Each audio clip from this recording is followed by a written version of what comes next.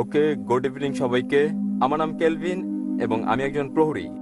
আহ, আজ আমি এখানে এসেছি কারণ আমার 6টি সন্দেহ রয়েছে, যেগুলো আমি বিশ্বাস করি যদি আমি এগুলো সঠিক জবাব পাই, আমি প্রস্তুত আছি ধর্মান্তরিত হতে এবং ইসলাম কবুল করতে। আহ, আমার প্রথম প্রশ্ন দিয়ে শুরু করি। তা হচ্ছে, আমি কিভাবে জানবো ইসলাম হচ্ছে সঠিক পথ ইবাদতের? এবং আমি আমি এই প্রশ্নের পর আমি দ্বিতীয় প্রশ্ন করব, যা হচ্ছে এরকম: আমি কিভাবে জানবো যে বাণী প্রচার করছি তা ঈশ্বরের কাছে যাচ্ছে? ওকে। আহ, আমার তৃতীয় প্রশ্ন হচ্ছে, যখন থেকে আমি ডাক্তার জাকির নায়েকের কথা শুনছি, আপনি আগেই বলেছেন এবং আপনি প্রচার করেছেন কোনো পথ নেই জান্নাতে যাওয়ার মুসাকে দেয়া নির্দেশনা কঠোরভাবে মেনে চলা ছাড়া। বর্তমান বিশ্বে মিডিয়ার সঙ্গে চ্যালেঞ্জ রয়েছে। আমাদের জীবনে যা আসে তা সবটাই আপনি জানেন। বর্তমান দিনে কিভাবে আমরা এই নিয়ম মেনে চলি এবং ঈশ্বর কি আপনাকে ক্ষমা করবেন যদি আপনি বারংবার ভুল করেন ও ক্ষমা চান? ভাই দুভাগে প্রশ্ন করতে চান? তিনটি ছয়টি প্রশ্ন করতে চান? প্রথম তিনটি প্রশ্ন ভাই করে ফেলেছেন। কেমন করে আমি জানবো যে ইসলামে ইবাদত করা সঠিক?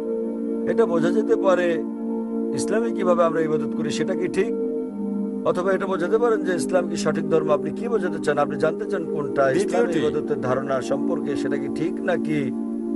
ইসলাম কি ইবাদতের জন্য সঠিক ধর্ম? ভাই প্রথমে যে প্রশ্ন করেছেন তিনি জানতে চান কিভাবে তিনি জানবেন যে ইসলাম সঠিক ধর্ম আমাদের অনুসরণের জন্য, এবং দ্বিতীয় অংশ একই রকম, আমরা কিভাবে জানবো যে ইসলাম একমাত্র সত্যি। Yes sir. এবং তৃতীয়টি হচ্ছে, তিনি বলেছেন, আমার একটা লেকচারে বলা হয়েছে, যীশু খ্রিস্ট তারপর শান্তি বর্ষিত হোক বলেছেন, যদি আপনি জান্নাতে যেতে চান আপনাকে সব নির্দেশনা মানতে হবে এবং তাওরাতে উল্লেখিত সকল নিয়মের অনুসরণ করতে হবে। কিভাবে এই যুগে আমরা তাওরাতের সব নিয়ম মেনে চলি? আমি চেষ্টা করব প্রথম দুটো প্রশ্নের জবাব একসঙ্গে দিতে। কি করে আপনি জানবেন যে ইসলাম সঠিক ধর্ম ইবাদতের জন্য, এবং কি করে আপনি জানবেন যে ইসলাম একমাত্র সত্যি? ইসলাম এসেছে আরবি শব্দ সালাম থেকে, যার মানে শান্তি। এটা আরো এসেছে আরবি শব্দ সিলম থেকে, যার মানে আল্লাহর কাছে নিজের ইচ্ছাকে সমর্পণ করা। ইসলাম মানে সর্বশক্তিমান ঈশ্বরের কাছে নিজের ইচ্ছাকে সমর্পণ করে শান্তি অর্জন করা। এবং কোন গ্রন্থের দাবি যে সেটা ঈশ্বরের বাণী, যে কোনো ধর্মকে প্রমাণ দিতে যে এটা সর্বশক্তিমান ঈশ্বরের কাছ থেকে এসেছে, এই ওহী, এই গ্রন্থ, এই ধর্মকে সময়ের পরীক্ষায় উত্তীর্ণ হতে হবে। অতীতে সেটা ছিল অলৌকিকতার যুগ এবং মহিমান্বিতকরণ হচ্ছে অলৌকিকের অলৌকিক। পরে আসলো সাহিত্য এবং কাব্যের যুগ। মুসলিম ও অমুসলিম আরব পণ্ডিতেরা একই সুরে তারা দাবি করলেন যে মহিমান্বিত কোরআন ছিল পৃথিবীর বুকে সবচেয়ে ভালো আরবি সাহিত্য। তবে বর্তমানে যদি কোনো ধর্মগ্রন্থ কাব্যিক ঢঙে বলে যে পৃথিবী সমতল, আধুনিক দুনিয়াকে তা গ্রহণ করবে? খুবই স্বাভাবিক না, কারণ বর্তমান হচ্ছে বিজ্ঞান ও প্রযুক্তির যুগ। তাহলে যদি আপনি এই পরীক্ষাটা করেন বিজ্ঞান ও প্রযুক্তির, বর্তমান সময়ে ধর্মগ্রন্থ সমূহের যেগুলো আমাদের কাছে আছে, বিশ্বের বিভিন্ন ধর্মের সকল ধর্মগ্রন্থ পরীক্ষায় ফেল করেছে কোরআন ছাড়া। আর আমি লেকচার দিয়েছি কোরআন ও আধুনিক বিজ্ঞান সাংঘর্ষিক নাকি সামঞ্জস্যপূর্ণ বিষয়ের উপর। আমার সময় এখানে হবে না প্রশ্নোত্তর পর্বে সম্পূর্ণ লেকচার দেওয়ার। তবে আমি উল্লেখ করতে চাই, অ্যালবার্ট আইনস্টাইন বলেছেন, প্রখ্যাত বিজ্ঞানী ও নোবেল পুরস্কার বিজয়ী, যে ধর্ম ছাড়া বিজ্ঞান পঙ্গু এবং ধর্ম বিজ্ঞান ছাড়া অন্ধ। আমি আপনাদের মনে করিয়ে দিচ্ছি, মহিমান্বিত কোরআন কোনো বিজ্ঞানের গ্রন্থ নয়, SCIENCE, বরং এটা একটা নিদর্শনের গ্রন্থ, SIGNS, এবং এতে 6000-এর বেশি নিদর্শন রয়েছে। মহিমান্বিত কোরআনে 6000-এর বেশি আয়াত আছে, যার মধ্যে 1000-এর বেশি আয়াত বিজ্ঞান নিয়ে বলেছে। যদি আপনি তুলনা করেন বৈজ্ঞানিক সত্যগুলো যা আমরা জানতে পেরেছি, আমরা দেখতে পাই যে বিজ্ঞান যা সম্প্রতি আবিষ্কার করেছে, হতে পারে 50 বছর আগে, 100 বছর আগে, 200 বছর আগে, 400 বছর আগে, মহিমান্বিত কোরআন তা উল্লেখ করেছে 1400 বছর আগে। কোরআনে বিশ্ব সৃষ্টি সম্পর্কে বলা হয়েছে সূরা আম্বিয়া অধ্যায় নম্বর 21 আয়াত নম্বর 30-এ, যা বিগ ব্যাং সম্পর্কে বিজ্ঞানীরা জেনেছেন কিছুদিন আগে, তারা 50 বছর আগে আবিষ্কার করেছেন, তা কোরআনে উল্লেখ করা হয়েছে 1400 বছর আগে।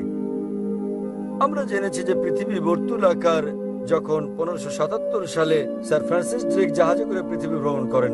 পবিত্র কোরআন বলছে সূরা নাজিয়াত অধ্যায় নম্বর 79 আয়াত নম্বর 30-এ, আমি পৃথিবীকে ডিম্বাকৃতি বানিয়েছি। উট পাখির ডিমের কথা বলা হয়েছে এবং আমরা জানি উট পাখির ডিম ডিম্বাকৃতি হয়। আমরা আগে ভাবতাম যে চাঁদের আলো তার নিজস্ব আলো। সম্প্রতি জানতে পেরেছি 100 বছর আগে, 200 বছর আগে, 300 বছর আগে যে চাঁদের আলো প্রতিফলিত আলো তার নিজস্ব আলো নয়। এ কথা কোরআনে উল্লেখ করা হয়েছে 1400 বছর আগে সূরা ফুরকান অধ্যায় নম্বর 25 আয়াত নম্বর 61-তে। তাহলে কে সব তথ্য কোরআনে উল্লেখ করতে পারেন যা আমরা সম্প্রতি জানতে পেরেছি? আগে যখন আমি পড়তাম স্কুলে, আমি শিখেছিলাম যে সূর্য ঘুরে কিন্তু আবর্তিত হয় না এর নিজ কক্ষে। কোরআনে উল্লেখ আছে সূরা আম্বিয়া অধ্যায় 21 আয়াত নম্বর 33, সূর্য ঘোরার পাশাপাশি নিজ কক্ষে আবর্তনও করে। আজ বিজ্ঞান জানতে পেরেছে যে সূর্য ঘোরে, এছাড়াও নিজ কক্ষে আবর্তন করে, যা কোরআনে উল্লেখ করা হয়েছে 1400 বছর আগে।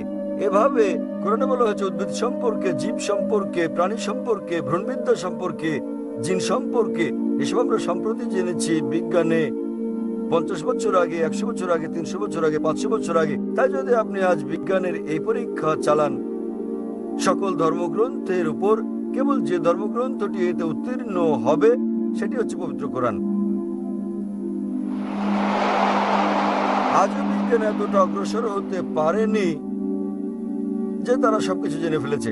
তাই আমি লোকজনকে বলি, যদি আপনারা কোরআনকে বিশ্লেষণ করেন, আমরা জানতে পারি প্রায় 80% যা কোরআনে বিজ্ঞান সম্পর্কে বলা হয়েছে, আজ বিজ্ঞান নিশ্চিত করেছে যে এটা পুরোপুরি সঠিক। হতে পারে 20%-এর মতো অস্পষ্ট, না সঠিক না ভুল। তাই আমার যুক্তি বলছে যখন 80% পুরোপুরি সঠিক, বাকি 20%ও ইনশাল্লাহ সঠিক হবে। তাই এটা একটা যৌক্তিক বিশ্বাস। কোরআনে এরকম একটি আয়াত নেই যেটা বৈজ্ঞানিক গবেষণায় ভুল প্রমাণিত হয়েছে। কোন হাইপোথিসিস থাকতে পারে যা কোরআনের সঙ্গে সঙ্গতিপূর্ণ নয়, কিন্তু কোরআনে এরকম একটি আয়াত নেই যা কোনো বৈজ্ঞানিক গবেষণায় ভুল প্রমাণিত হয়েছে। তাই এর উপর ভিত্তি করে যদি আপনি এই পরীক্ষা চালান যে কোনো ধর্মগ্রন্থে, কেবল যে ধর্মগ্রন্থটি এই পরীক্ষায় উত্তীর্ণ হয় তা হচ্ছে ইসলাম ও কোরআন। আমি প্রস্তুতি শুরু করেছিলাম কোরআনের একটা আয়াত পাঠ করে সূরা ইসরা থেকে অধ্যায় নম্বর 17 আয়াত 81, যাতে বলা হয়েছে, বলো সত্য এসে গেছে এবং মিথ্যা বিলুপ্ত হয়ে গেছে। আসলে মিথ্যা তার প্রকৃতিগত কারণে বিলুপ্ত হবে। তাহলে আপনি পরীক্ষা চালালে কেবল যে ধর্মটি পরীক্ষায় উত্তীর্ণ হয়, একমাত্র সত্য ধর্ম যা বিকৃত নয়। সেজন্য উইলিয়াম মোর বলেন, কেবল যে ধর্মগ্রন্থ তিনি বলেছিলেন 200 বছর আগে ইসলামের সমালোচক হিসেবে, কেবল যে ধর্মগ্রন্থটি যেটি বিকৃত করা হয়নি এবং যেটি বিশুদ্ধতা রক্ষা করেছে 1400 বছর ধরে, সেটি হচ্ছে পবিত্র কোরআন। তাই এইসব তথ্যের উপর ভিত্তি করে কেবল যে ধর্মের কথা আমরা ভাবতে পারি, আমরা বুঝতে পারি এবং বিশ্বাস করতে পারি যা সত্য এবং সঠিক, সেটা কোরআন। আপনার তৃতীয় প্রশ্ন নিয়ে বলি যে আমি আমার লেকচারে বলেছি যীশু খ্রিস্ট তারপর শান্তি প্রতিষ্ঠিত বলেছেন যে আপনাদের ওল্ড টেস্টামেন্টের হিতোপদেশ অনুসরণ করতে হবে। আমি বাইবেলের উদ্ধৃতি দিয়েছি গসপেল অফ ম্যাথিউ অধ্যায় নম্বর 5 অনুচ্ছেদ নম্বর 17 থেকে 20, যেখানে যীশু খ্রিস্ট তারপর শান্তি প্রতিষ্ঠিত বলেছেন যে যতক্ষণ পর্যন্ত তোমার ন্যায়পরায়ণতা ধর্মগুরু ও ফরিসীদের ন্যায়পরায়ণতাকে অতিক্রম না করে, কোনোভাবে কোনো উপায়েই তুমি স্বর্গরাজ্যে যেতে পারবে না। তাই আপনাকে ভালো খ্রিস্টান হতে হলে যীশু খ্রিস্টের তার উপর শান্তি প্রতিষ্ঠিত হোক সময়, যদি আপনি স্বর্গে যেতে চান, আপনাকে ওল্ড টেস্টামেন্টের সব হিতোপদেশগুলো মেনে চলতে হবে। আপনি পারবেন না বিন্দু বিসর্গ হেরফের করতে। যদি তা করেন তাহলে আপনাকে স্বর্গের রাজ্যে টাকা হবে না। তাহলে বাইবেলের এই অনুচ্ছেদের উপর ভিত্তি করে গসপেল অফ ম্যাথিউ অধ্যায় নম্বর 5 অনুচ্ছেদ 17 থেকে 20 আপনাকে মানতে হবে প্রতিটি আইন ওল্ড টেস্টামেন্টের। এবং আপনার প্রশ্নটা ছিল খুবই ভালো এবং অত্যন্ত যৌক্তিক। কিভাবে আমরা এই যুগে মানব ওল্ড টেস্টামেন্টের সবকিছু, যা খুবই কঠিন। আমি একমত আপনার সঙ্গে। সে কারণে যীশু খ্রিস্ট তারপর শান্তি প্রতিষ্ঠিত হোক আরো বলেন গসপেল অফ জন অধ্যায় নম্বর 16 অনুচ্ছেদ 12 থেকে 14, তিনি বলেন, তোমাদেরকে আমার অনেক কথা বলার আছে, কিন্তু এখন তোমরা তা সহ্য করতে পারবে না। যখন সত্যের আত্মা আসবেন, তিনি তোমাদের সত্যের দিকে নিয়ে যাবেন। তিনি নিজে থেকে কিছু বলবেন না, তিনি যা শুনবেন তাই বলবেন। তিনি আমাকে গৌরবান্বিত করবেন। এখানে যীশু খ্রিস্ট, তার উপর শান্তি বর্ষিত হোক, ভবিষ্যৎবাণী করেছেন সর্বশেষ ও চূড়ান্ত পয়গম্বর, সর্বশেষ ও চূড়ান্ত নবী মুহাম্মদ সাল্লাল্লাহু আলাইহি সাল্লামের। অর্থাৎ যখন তিনি আসবেন, তিনি তোমাদের সব সত্যের দিকে নিয়ে যাবেন। তার মানে যীশু খ্রিস্ট, তার উপর শান্তি বর্ষিত হোক, জানতেন বাইবেলে যা বর্ণিত আছে তা সবকিছু অনুসরণ করা যাবে না। পরবর্তীকালে হতে পারে কয়েক শতাব্দী পর, সেজন্য তিনি বলেছেন যখন সত্যের আত্মা আসবেন, তিনি তোমাদের সত্যের দিকে নিয়ে যাবেন। নবী মুহাম্মদ সাল্লাল্লাহু আলাইহি সাল্লাম সম্পর্কে বলেছেন। তাই শেষ সময়ে হতে পারে অনুসরণ করা সম্ভব ছিল উল্লেখিত বিধিনিষেধগুলো ওল্ড টেস্টামেন্টের এবং নিউ টেস্টামেন্টের। কিন্তু যীশু খ্রিস্ট, তার উপর শান্তি বর্ষিত হোক, বলেছেন যখন সর্বশেষ ও চূড়ান্ত নবী মুহাম্মদ সাল্লাল্লাহু আলাইহি সাল্লাম আসবেন, তোমরা তাকে মেনে চলবে। তাই আজও একজন ভালো খ্রিস্টান হতে হলে এক ঈশ্বরে বিশ্বাস করা ছাড়াও নবী মুহাম্মদ সাল্লাল্লাহু আলাইহি সাল্লামকে বিশ্বাস করতে হবে। আশা করি উত্তরটা পেয়েছেন ভাই।